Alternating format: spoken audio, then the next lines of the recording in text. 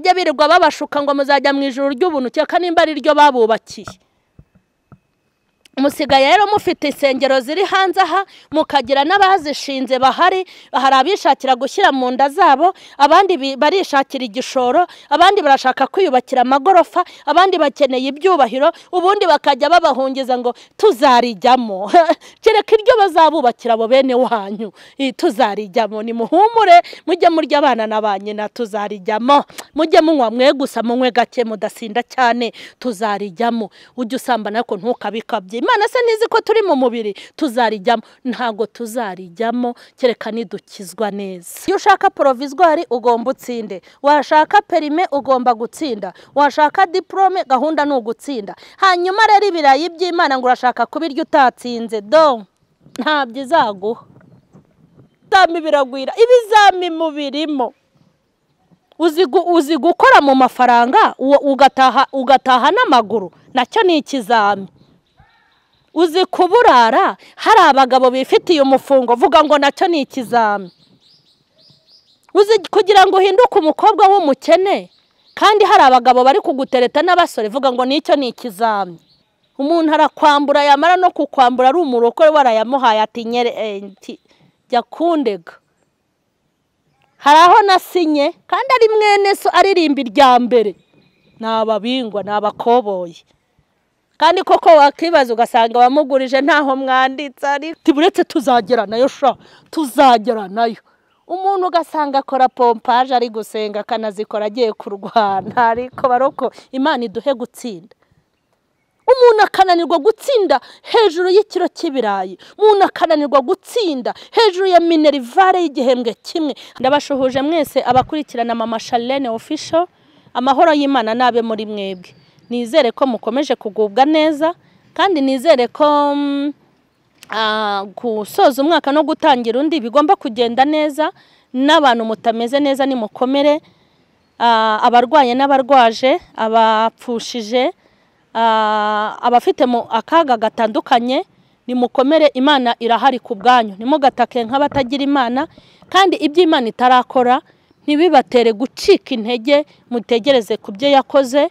Kandi iby'Imana itarageraho mwibuke ibyo yamaze kugeraho, bibatera ibyiringiro no gushikama, bibatere kugira ihumure ndetse no gukomera. Turabashuhuje abari mu gihugu cy'u Rwanda mukurikirana M.Charlene official, abari mu bihugu by'abaturanyi, abari muri Afrika, mu bihugu bitandukanye, abari muri Amerika ya ruguru ndetse n'iyepfo, abari muri Aziya, abari muri Europe, abari muri Australia, mwese mukomere kandi umwaka uzababere mwiza, muzawusoze neza kandi muzanatangira undi neza. Ijisho ry'Imana ntirizakuveho, ikiganza cy'Imana yacu nikizave kuri wowe, imigambi myiza Imana ifite izaguhoreho. Hanyuma kandi ugira intego nziza yo kuzatangira umwaka urushaho gukosora ibyo utakoze neza mu mwaka warangiye. Rero dukomeje kubwira abantu bashinzwe umutekano tubabwira ngo Imana ibabere amaboko. Ndabizi neza ko ibi bihe tugezemo abantu bashinzwe umutekano aho muri hose, ndabizi ko mufite akazi gakomeye. Abaganga namwe ntago mworohewe, icyo ukora abarimu bo bari mu karuhuko, nabo bazongera gusubira mu kazi mu kwa mbere.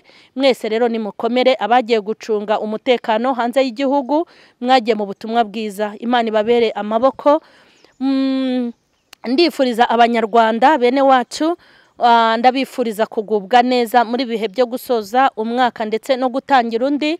Abakunzi ba M.Charlene official by'umwihariko n'abafana, mwese ni mukomere kandi mugubwe neza. Ndabakunda cyane, ibyo ntafite Imana ibibampere, njye mpora numva mumeze neza, kandi n'abazahura n'urugamba mukomere. Imana irahari ku bwanyu. Imana rero nibaho umugisha nkuko mugenda mukurikirana ibintu bitandukanye. Ubushize nabahaye isomo, nababwiye ukuntu mugomba gushaka umuti ugomba kukuvura ukawugendana. Nakubwiye ukuntu ugomba kwigirira icyizere, narabibaganirije. Hanyuma mbabwira ukuntu mugomba kuba abantu b'ingirakamaro. Ni amasomo y'umwaka ndi gutanga muri aka kanya. Rero isomo shaka ko tugeraho, isomo shaka ko dukurikizaho, ndashaka kukubwira ngo nkwifurije kubaho mu buzima bwo gutsinda. Ubwire Imana uyu mwaka ugiye kwinjiramo. Ufite ubushomeri ndabizi, ayo uhembwa nta kintu akumariye, mbese imibare yabaye myinshi, abantu bafite ibyifuzo byinshi, kuzamurwa mu ntera, nkeneye umugabo, nkeneye umugore, nkeneye kugira inzu, ikibanza cyanjye cyubake, nkeneye kurangiza amashuri, nkeneye kujya kwiga kaminuza, nkeneye kwimuka, ndashaka diplome. Abantu bafite ibyifuzo, mfite uburwayi budakira, nabonye hari abafite n'ibyifuzo byo kubyibuha, hari n'abagira ngo ibyo kunanuka, iyi si nimbi. Hanyuma ibyo bintu byose dufite nibyo ntavuze, kandi ikintu cyose kigoye umuntu ntacyo kukibwira Imana, ariko ndakubwiye ngo muri uyu mwaka ubwire Imana ikumpere gutsinda. Ubeho mu buzima bwo gutsinda. Gutsindwa ni bibi.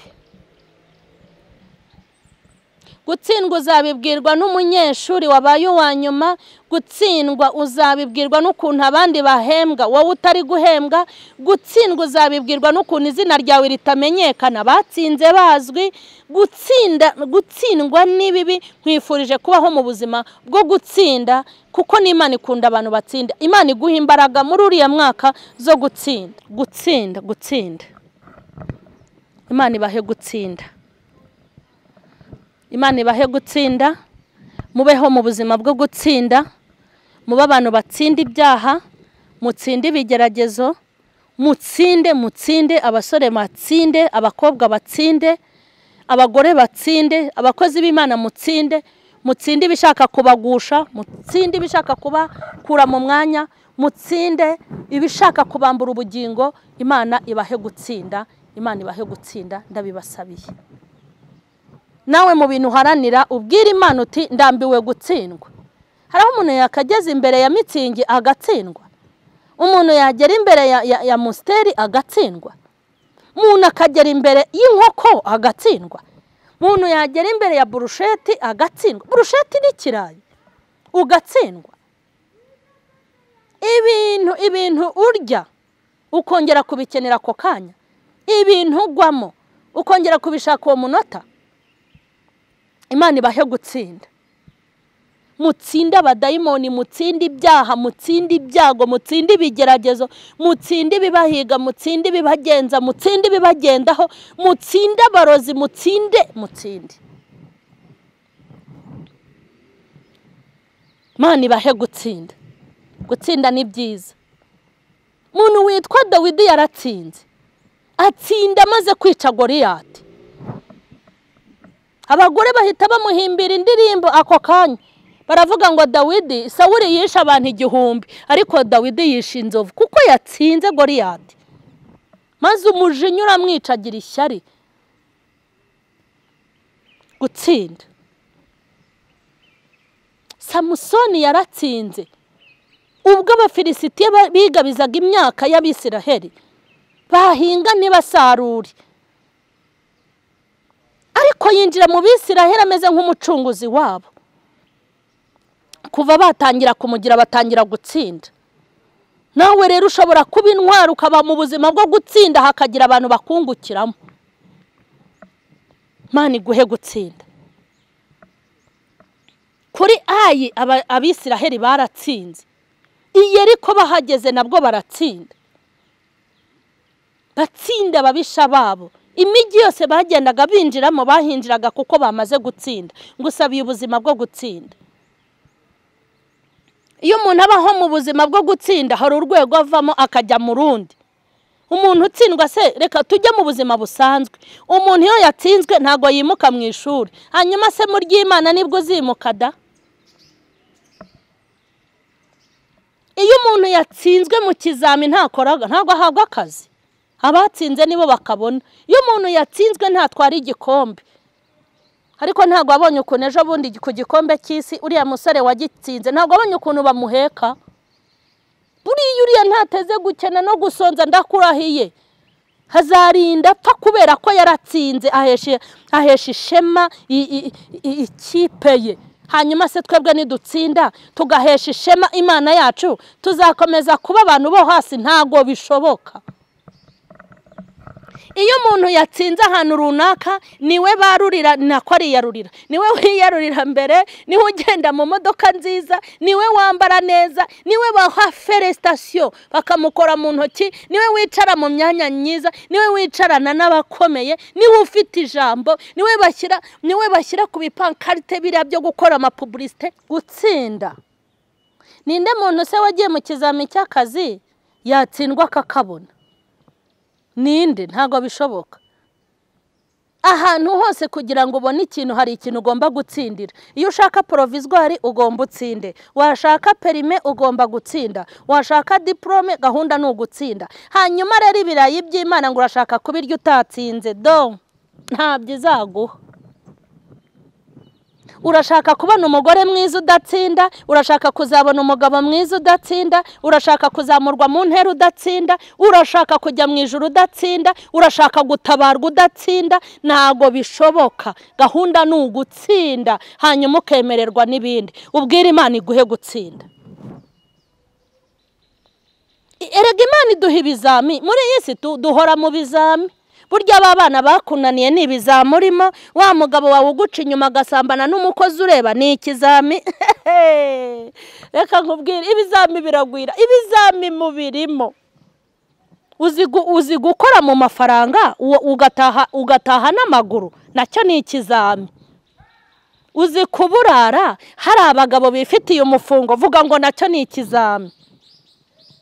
Uzi kugira ngo uhinduke umukobwa w'umukene kandi hari abagabo bari kugutereta n'abasore, vuga ngo nicyo ni ikizami. Uzi kubura y'inzu muri iki gihe n'abagabo bazi kuyarekura, ni ikizami. Imana yabahaye ibizami, nimutsinde, nimutsinda muzaba b'imbere, nimutsinda muzabona icyubahiro, nimutsinda muzabaho neza. Umuntu watsinze ntago abaho nabi.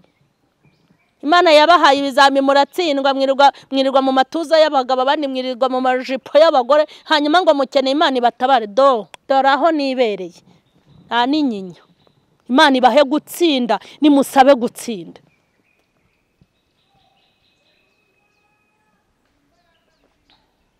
Imana ibahe gutsinda baroko. Ibizami Imana yabahaye, Imana ibahe gutsinda.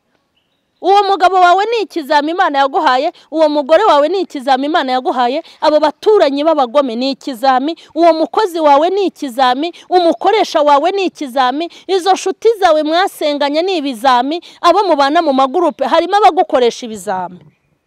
Imana ibahe gutsinda. Umuntu arakwambura, yamara no kukwambura ari umurokore warayamuhaye ati jya kundega. Haraho nasinye kandi ari mwene so aririmba irya mbere. Nababingwa, nabakoboye.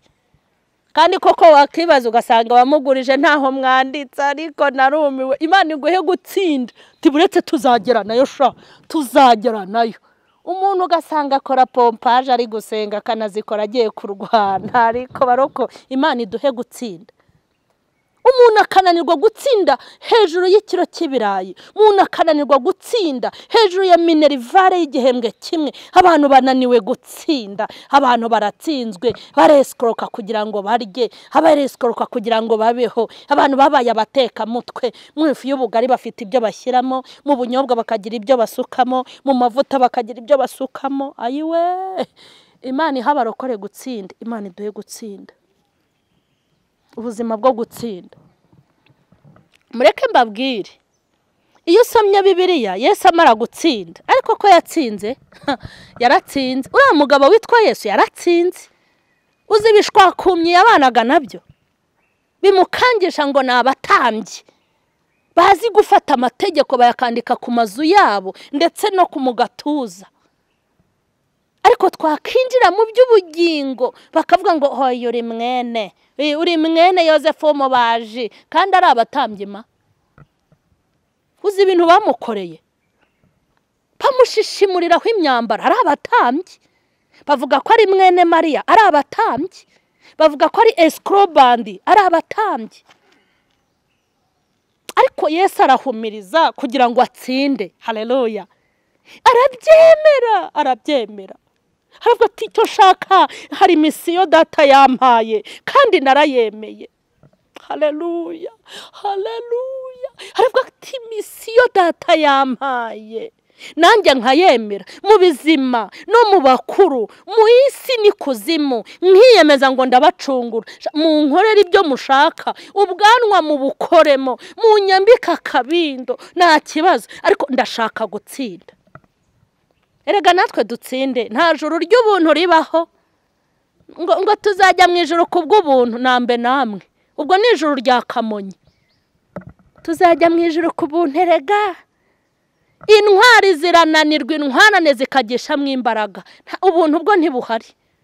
Bajya birirwa babashuka ngo muzajya mu ijuru ry'ubuntu, cyaka nimba ari ryo babubakiye. Musigaye rero mufite insengero ziri hanze aha, mukagira n'abazishinze bahari. Hari abishakira gushyira mu nda zabo, abandi barishakira igishoro, abandi barashaka kwiyubakira amagorofa, abandi bakeneye ibyubahiro, ubundi bakajya babahungiza ngo tuzarijyamo. Kereka iryo bazabubakira abo bene wanyu, tuzarijyamo. Ni muhumure, mujye murya abana na ba nyina, tuzarijyamo. Mujye munywa mwe gusa, munywe gake mudasinda cyane, tuzarijyamo. Ujye usambana ariko ntukabikabye. Imana se nizi ko turi mu mubiri, tuzarijyamo. Ntago tuzarijyamo kereka nidukizwa neza. Imana iduhe gutsinda mu izina rya Yesu. Maze Yesu arahumiriza, arinda apfa, agera ikuzimu, amara iminsi 3. Haleluya. Arangije aratsinda. Ngo amaze kugera imbere ya se, haleluya, ngo arangije mukora mu ntoki, aramubwira ngo kuko watsinze misiyo ukaba uyinogeje, uhereye none aha hari izina nguhaye. Reka mbabwire bene data, hari izina Imana ikwita rikakugirira umumaro. Izina Imana yakwise iramubwira ngo amazina yose yabayeho, nta zina rizaruta izina ryawe. Kuva isi itangira kugera izanarangira, kandi icyubahiro nguhaye kuva isi itangira izanarangira, nta muntu uzakigira. Arangije amukora mu ntoki, aravuga ngo icara iburyo. Haleluya. Bishatse kuvuga ngo natwe nidutsinda tuzicara iburyo bwa Yesu. Gahunda ni ugutsinda rero. Twamara gutsinda hanyuma Imana ikaduha, kuko nta by'ubuntu igira. Baradushuka, baratubeshye. Mbifurije gutsinda.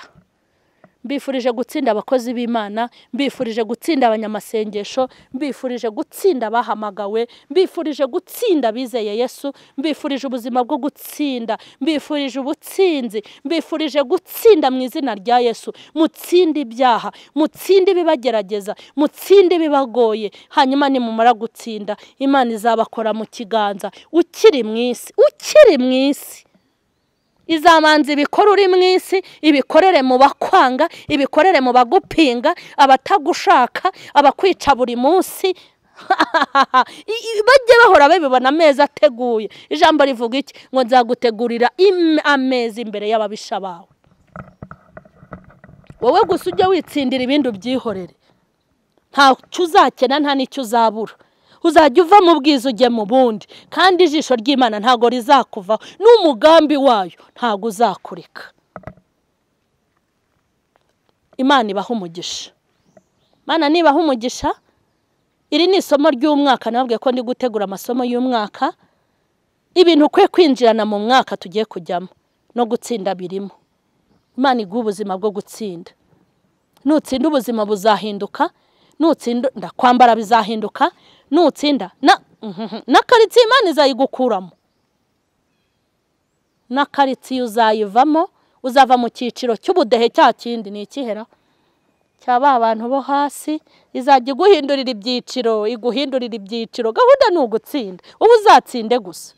Imana rero nibaha umugisha bari bakurikiranye isomo ryitwa gutsinda kuri M.Charlene official. Ni mukomeze mukore subscribe, mukore share, mwandika aho hepfo kuri comment inama n'ibitekerezo, nta kibazo. Hanyuma umwaka mwiza kuri mwese, mwebwe n'imiryango yanyu, naho muri mu bihugu bitandukanye, muzagire umwaka mwiza, muzawutangire mutsinda.